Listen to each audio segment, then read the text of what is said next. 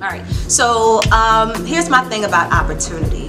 I came into the radio game not really looking at it to be a career path or even thinking about it beforehand, but I always say and believe in something called divine intervention. Like, I believe that how you're made, how God has uniquely made you, will find its way to you. The thing, the path, the purpose you're supposed to take, it will come to you, but your job is to pay attention, see it when it's coming, and act on it. So the first time I got an opportunity, it was actually to come into radio. I was a college student sitting at home. I had taken my refund check and paid up my bills, so I was doing nothing.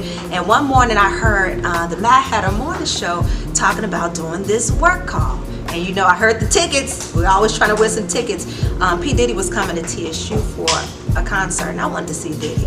So I'm not a rapper, but I called in, rapped about my job or lack thereof, and I won.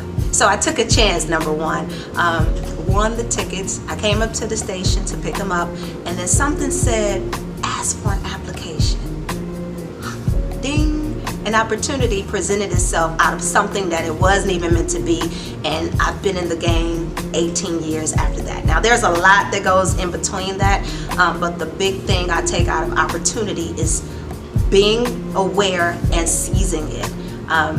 The second part of that opportunity is follow-up. I learned that you always have to follow up to whatever is presenting itself. So my follow-up this particular time, after I got to the station to get my tickets, I asked the nice receptionist, hey, can I get an application?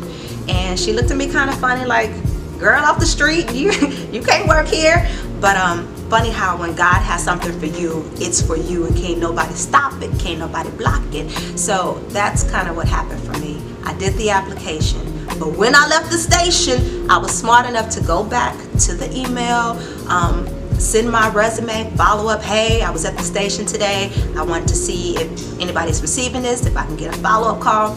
A lady called me back the very next day, and she would ultimately be the woman who gave me my first real shot in radio. Her name was LaToya Turner, and I'll never forget her. For me, a young chick in the game who's ambitious, I already think you can't tell me nothing, I'm unstoppable, there's nothing in the world I cannot do.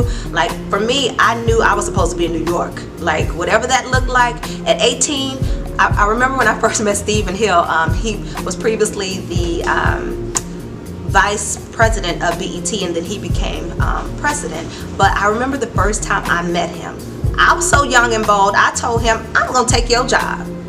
The audacity for him, a young chick from Texas, meeting this guy, you know, big shot in New York, DC, LA area, and telling him, I'm gonna take your job.